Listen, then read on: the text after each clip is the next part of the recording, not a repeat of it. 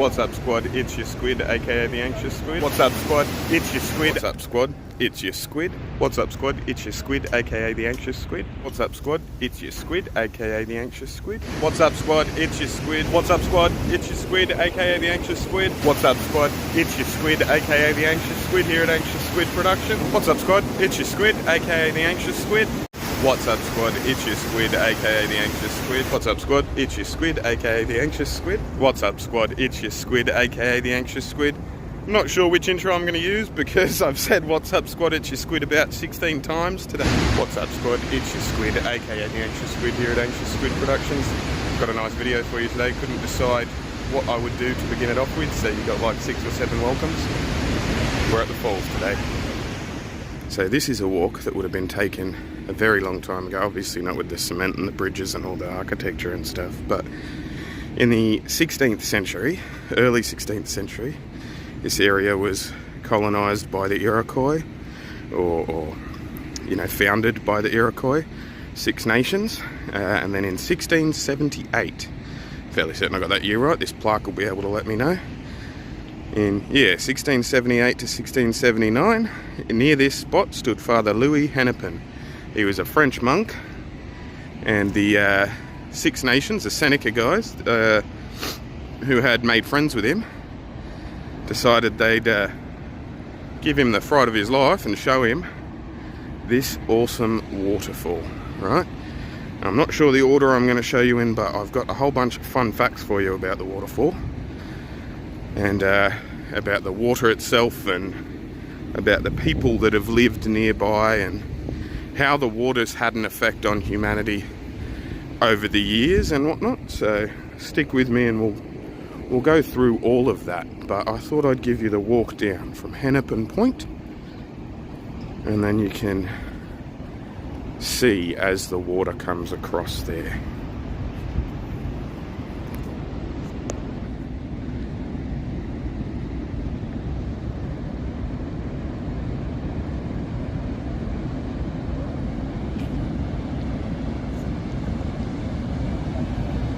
Have a look at that.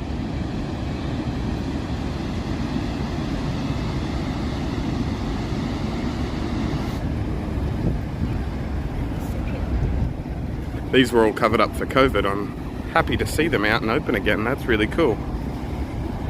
It's the little things, right? The water level's lower than normal, which is interesting. They must be diverting more to the hydroelectric power station. That's pretty cool.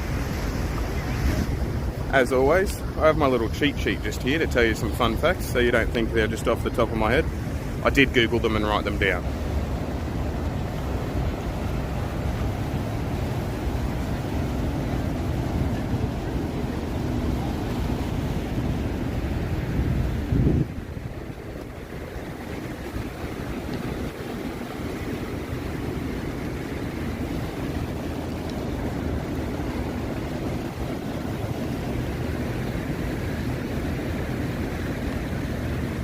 I'll try to speak up because I'm not sure how well you'll hear me here. That bridge though, those are the falls just down there. That bridge is over 100 years old, and the New York State Engineers Office, like the head engineers in charge of stuff in New York State, have said that within the next decade or so, the water's gonna have to be stopped again to address the foundations of that pedestrian bridge. Cute little matchy puppies. That's pretty adorable. I'll probably do some jump cuts, but as I'm walking over this bridge here for you guys, I'll read you some fun facts that I wrote down at home while I was there. I will show you the border, but I've got to get over there first. I want to show you this stuff. This is the 100-year-old bridge. Over 100-year-old pedestrian bridge. Needs updating. I won't jump on it. I did just jump on it.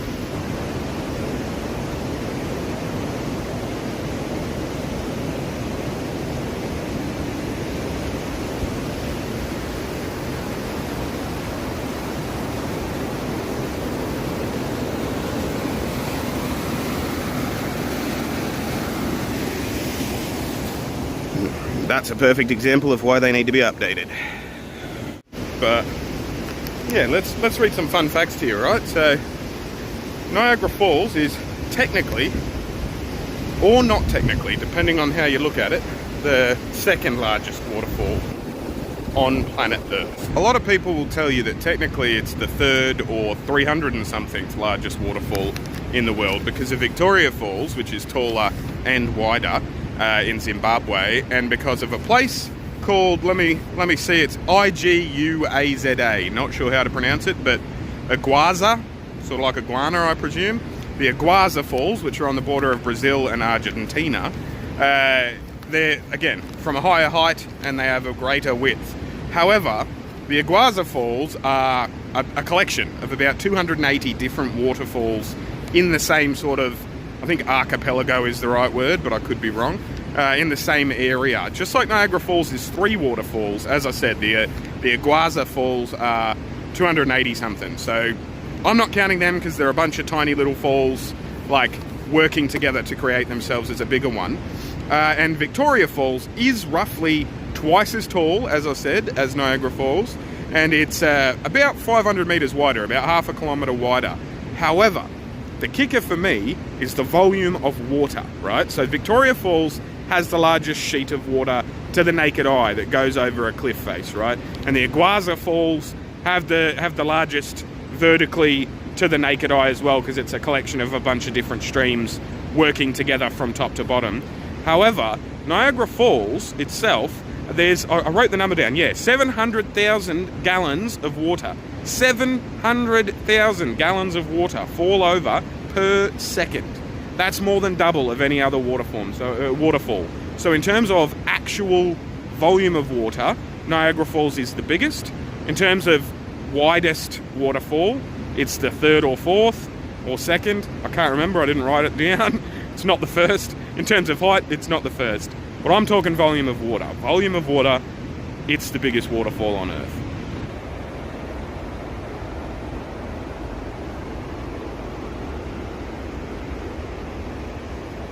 I'm in the state park right now as I walk around and tell you this. It's actually the oldest state park in the history of America, right?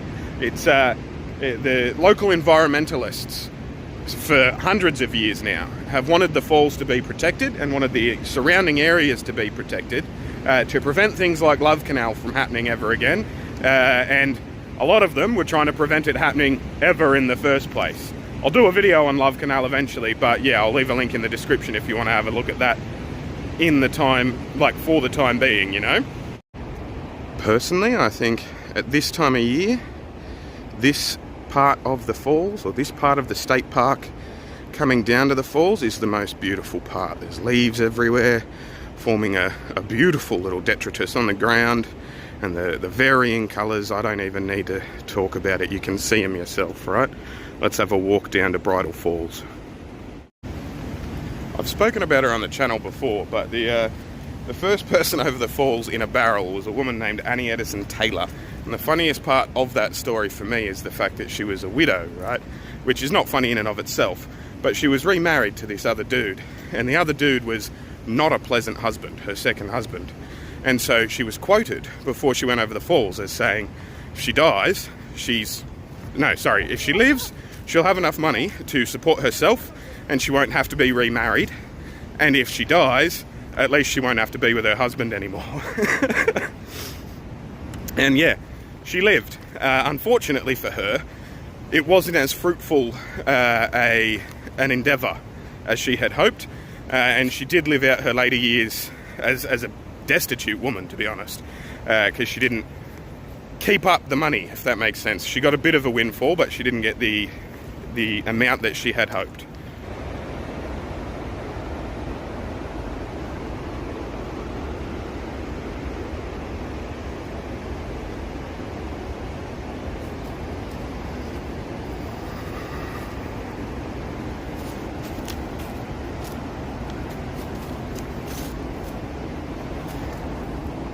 This water here is slowly trickling around Goat Island down to fall through Bridal Falls. The water that falls from Bridal Falls and the American Falls and the Horseshoe Falls, the 3 separate waterfalls that encompass what we know as Niagara Falls.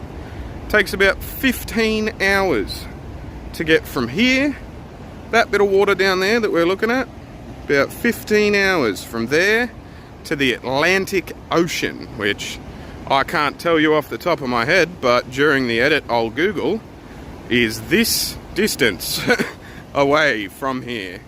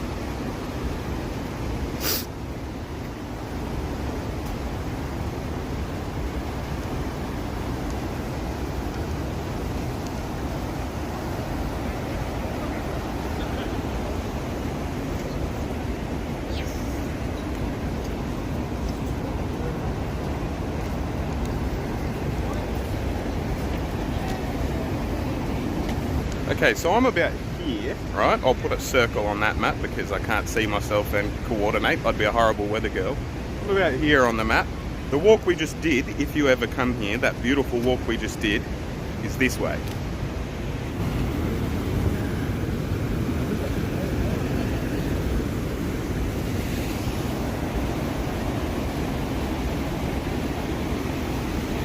This one's called Bridal Falls, predominantly because when Niagara Falls was the honeymoon capital of the world, right?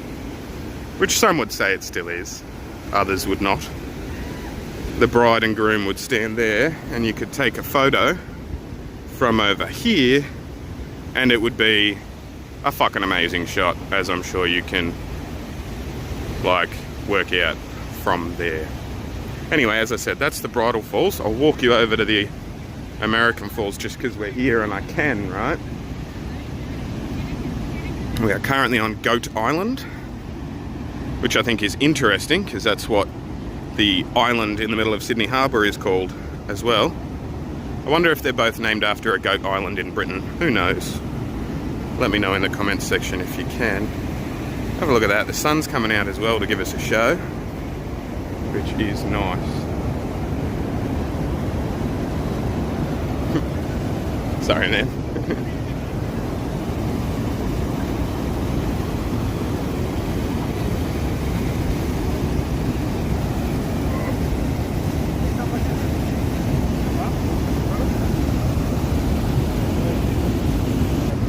Alright, I just switched to myself because there were people that very obviously were making it known they didn't want to be on my camera. And my camera's getting a bit wet from the mist. But that's okay. This will be a better shot of the Bridal Falls. And you'll see what I mean, like that tree cut down and it's a perfect bride and groom shot. Or if I just move this way instead of, yeah, boom. Imagine a bride and groom just there. Hence the name. Fun fact, right? All waterfalls are actually moving backwards against the grain that the water is flowing from. So, if that was a bit wordy and you didn't understand it, let me try and explain, right? As the water goes over the waterfall, microscopically, it cuts a bit of the ground from underneath it. So the next bit of water that goes over the waterfall has less distance to go, if that makes sense. So, all waterfalls are moving backwards. And it's thought that Niagara Falls has moved about 7 miles backwards in the last 12,000 years.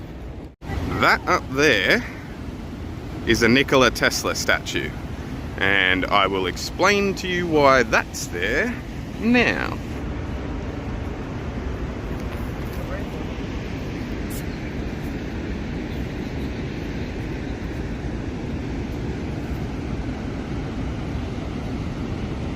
Because of the high flow rate over Niagara Falls, as I said, about 700,000 gallons of water per second, Nikola Tesla presumed that it would be a really good spot for a hydroelectric station.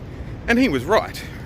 So first of all, I've got two fun facts that are semi-related to that, right? The first one being that in 1969, I was going to say 68, in 1969 they stopped the flow of the water, right? It's only ever happened twice in recorded history, other than when, like, you know, the water freezes over because of winter and stuff. But first one was in 18 something, I wrote that down too, yeah, 1848 actually, because of an ice logjam. If you picture like beavers and stuff with wood, picture ice during winter, and the same sort of thing happened. A big ice jam right at the bottleneck up there, and then very limited water came through, and it was frozen in place for about 30 to 40 hours. But then in 1969, it is 69, right? Not 68? Yeah. In 1969, engineers of America and Canada, working together, right, stopped it deliberately. And they stopped it deliberately because of the 7 mile in the last 12 years retraction of the waterfall, right? So hopefully I edit this right and I've got the clips lined up together and whatnot. But yeah, long story short, Niagara Falls has retreated backwards about 7 miles in the last 12,000 years. And in 1969, the engineers thought, fuck it, if we stop the waterfall, we can have a look at the rocks and we can shore them up, and we can make sure that it doesn't erode further and that we don't lose this natural wonder of the world to erosion, right? So they stopped that in 1969, and for all intents and purposes, they did nothing, you know what I mean? Like, they realized that if they interfered with it, they were probably going to create more issues than they solved. And so basically all they did was reinforce some of the natural positions the rocks had put themselves in anyway, and then just remove the barriers and let the water flow again, right? So Tesla had the idea that a hydroelectric power system, it would be, you know, renewable and not something that we were affecting the environment with. I'm not sure he was big on climate change or not, who knows, right? But hydroelectricity, he was big on that ahead of coal. And so he figured, hey, let's try and turn this waterfall into power. And today it generates enough power to power 3.8 million homes. I wrote it down, I'm pretty sure it's 3.8, yeah. The flow is so powerful, Nikola Tesla thought about attempting to utilize it for energy, which we ended up doing, right? It's capable of generating 4.9 million kilowatts of energy. I'm not an electrician, but 4.9 million kilowatts of anything sounds like a lot. 4.9 million of anything sounds like a lot, right? But yeah, enough to power pretty much all of New York State, all of Ontario in Canada, lots of places, just through the power of this water alone.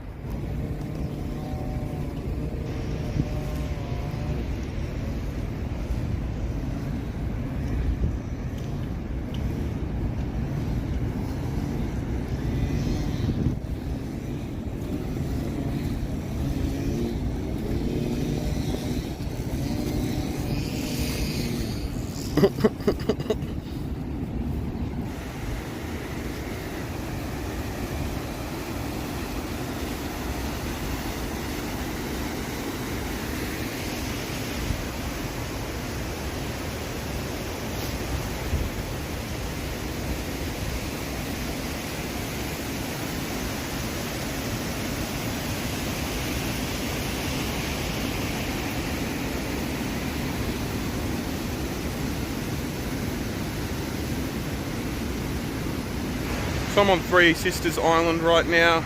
The stuff you've seen just before and just after this will be Three Sisters Island.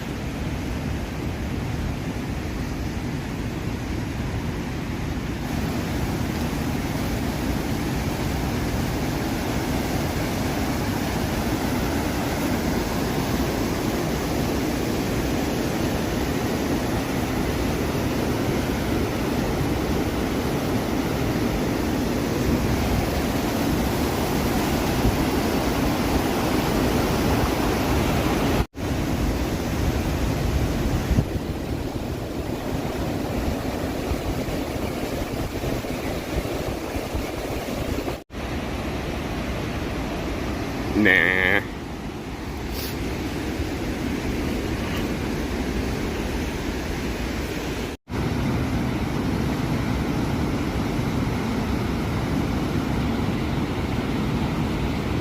Alright, squad. I've run out of fun facts to tell you, and I think I've shot enough B-roll now that the video should be of a decent length. I just wanted to finish off by saying it is one of, if not the most beautiful places on the planet that I've ever been. I have lived on several continents. I have travelled a lot. I am a well-travelled person. I've travelled extensively, and yeah, it is, in terms of natural wonders of the world, the waterfall itself is amazing, but in terms of facilities in a state park and nature itself, you want to come and check out the state park as well. It's a beautiful place to be. Recommend, 10 out of 10. If you're in America or Canada, come check it out. You may as well. I'll see you when I look at you. You'll see me when you look at me. Thanks for watching. Oh, fuck me, don't talk while going upstairs, dickhead. Whew.